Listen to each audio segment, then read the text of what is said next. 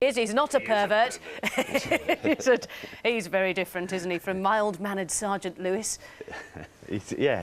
No, he's a much more aggressive character, and well, not aggressive, but he puts his foot down a bit more, Assertive. or in the door. Yeah. Exactly, an assertive chap. Yeah. And he's back with his ex-wife, although he's not quite sure about it. Yes, he's been accepted back into the family home, but that's as far as it's gone at the moment. Yeah.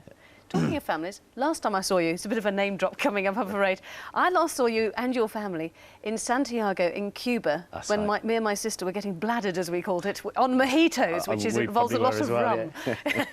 And a lot of mint to make it feel like it isn't quite so alcoholic. Yeah, I think that was about 3 days after we finished filming that. Really? Then you flew off to Cuba? Yeah, yeah. And had a fab time? Yeah, oh, it's wonderful. It's just great, wasn't it? Great. And so sunny. Yeah. Meanwhile, you got to go to some lovely places, didn't you, for the Broker's Man? Yeah, it's not quite as nice as Cuba. Now we go to places like Slough and Reading and Watford. Not these all lovely places. No, I'm lovely not places. them, I was actually more referring to. I understood you visited a sewage farm at one stage. Oh yes, well, it was an RAF sewage farm, and they'd... Do you get a better class of sewage at an RAF sewage farm? Yeah, they just decided to clean it out the day before we were there, whatever those spinning things are, so there were great piles of it right beside where we were farming. And although it was the middle of winter, it was terrific. Quite a wild They say day. you get lots of tomato plants at sewage farms. Yeah, I don't know, it's probably good for that, it's not good for myself. But moving on, and you also had to swim in a filled gravel pit or something. Yeah, there's a gravel pit down at Harefield where the Heart Hospital is, and I think it's the second year running I've ended up splashing around in there, but it's damn cold in February. Yeah. And do you say when they say, you know, right, okay, now it's down to the gravel pit, and you say, can't we just sort of mock it up somewhere in a nice warm bath? They did some underwater scenes somewhere down here on the South Bank, but by then I was filming something else, so I couldn't do those. Yeah. Is it difficult to shake off roles like you have done in the past? I mean, Neville was so popular in Auf Wiedersehen, Pet, and then, of course, Sergeant Lewis and Inspector Morse. Yeah, I don't actually try and shake them off, Penny, really. I'm quite proud of all those old characters, and because the way TV works now with cable and satellite, things are being recycled endlessly, so they're Auf Wiedersehen, Pet was shown quite recently.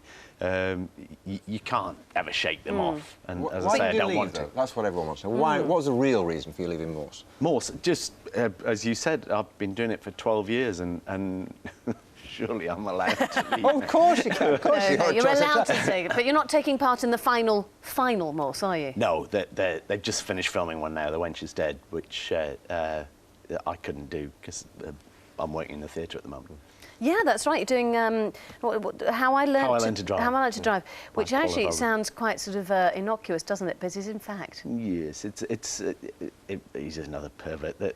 He's a paedophile, actually, an uncle who.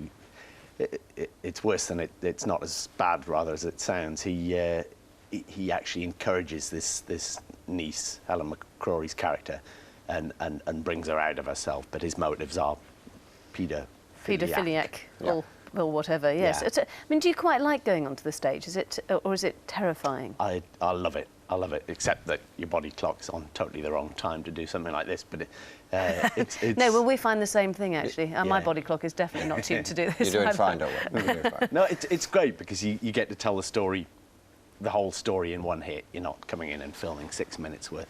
Of story out of context and out of time. And it's been Geordie week for us this week. We had Tim Healy in yesterday. Yeah, old mate of yours. Yeah, I missed him. Yeah. I didn't realise that both of you actually, had, at one stage in your careers, much earlier on, had both been in Coronation Street. Yeah, not at the same time. No, but we've both done little stints. What did you do? Oh, I was a character, I think, called Kevin, who was a lorry driver. Yeah. But young end of the 70s. Yeah. 78. End of the 70s. Yeah. There you go. You see. Elsie Tanner's calf. I was dating her. Her sidekick. Terrific. Oh, well, look, good luck with The Broker's Man. Thank you. I'm sure it'll go just as brilliant as the first series. Thank you very much for coming in, and see you next time at some exotic location. Are you chatting till the rain later? You're chatting till the rain later? Don't think so. Okay, might be. Well, very great. Come and talk to us. Thanks very much indeed. OK. Still to come this morning, decorators or desecrators. We meet the